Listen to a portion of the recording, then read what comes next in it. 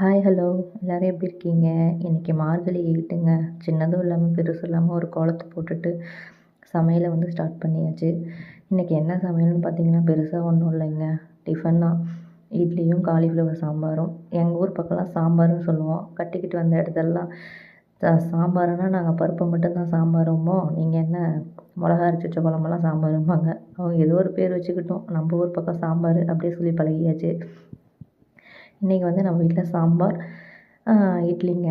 பிள்ளைங்களோட சாய்ஸ் தான். இன்றைக்கி ஹஸ்பண்ட் சாப்பிட மாட்டார். இன்றைக்கி செவ்வாய்க்கிழமைன்றதுனால. அதனால் சிம்பிளாக இட்லியை ஊற்றி காலிஃப்ளவர் குழம்பு மட்டும் வச்சிடலான்ட்டு ரெடி பண்ணிகிட்ருக்கேங்க. அப்புறம் நீங்கள் விரதம் இருக்கீங்களான்னு கேட்காதீங்க. நம்ம பாடிக்கெலாம் விரதம் செட் ஆகாதுங்க. சரி வாங்க, இந்த காலிஃப்ளவர் குழம்பு எப்படி வைக்கலான்னு பார்க்கலாம். காலிஃப்ளவரை நல்லா கட் பண்ணி எடுத்து வச்சுக்கலாங்க. வெங்காயம் நம்ம குருமாக்கு வைக்கிற மாதிரி கட் பண்ணி எடுத்துக்கலாம். 2 தக்காளி, அது கூட ஒரு 4 பூண்டு போட்டுட்டு கொஞ்சோண்டு ஒரு துண்டு இஞ்சி போட்டு மிக்சியில் அரைச்சி வச்சுக்கலாங்க. எண்ணெய் ஊற்றி கடுகு போட்டு வெங்காயம் கருவேப்பிலை தாளிச்சிட்டு அரைச்சி வச்ச தக்காளி, இஞ்சி பூண்டு பேஸ்ட்டு அப்படியே போட்டு நல்லா வதக்கிட்டு காலிஃப்ளவரையும் போட்டுக்கணுங்க. நான் பார்த்தீங்களா கையில் எத்தனை பொடி வச்சுருக்கேன்னு. உங்கள் கையிலே எத்தனை பொடி சிக்கிதோ எல்லாத்தையும் போட்டுக்கலாம். அதுக்குன்னு எல்லா பொடியும் போட்டுறாதீங்க. கடைசியாக நான் சொன்னேன்னு சொல்லிடாதீங்க. உங்களுக்கு என்ன டேஸ்ட்டுக்கு தகுந்தாப்புல போட்டுக்கோங்க. கொத்தமல்லி தூள், மஞ்சள்தூள், மிளகாத்தூள், சிக்கன் மசாலா, கறி மசாலா எல்லாத்தையும் போட்டு வச்சு ஒரு டேஸ்ட்டாக தாங்க இருக்கும். எல்லாத்தையும் போட்டு கொஞ்சம் நேரம் வேக விடுவோங்க. யார் கேட்பாங்க? எல்லாம் நம்ம சாய்ஸ் தானேங்க. நம்ம வாய் நம்ம ருசி. எப்படி வேணால் போட்டுக்கலாம். போட்டுட்டு உப்பு கொஞ்சம் போட்டு நல்லா வதக்கி விடணுங்க கொஞ்சம் நேரம். அதங்காட்டி மாவு வாங்க போனேன் என் மாமா. 1/2 மணி நேரம் கழிச்சு இப்போ தான் வந்தார். 8 மணிக்கு போனவர் 1/2 மணி நேரம் கழிச்சு 8:30க்கு வந்துட்டு மாவு பாக்கெட், அதுவும் 2 பாக்கெட் சொன்னால் 1 வாங்கிட்டு வந்துட்டு எப்படி வாங்கிட்டு வந்தேன் பார்த்தியா அப்படின்ட்டு கேட்டுட்ருக்காரு.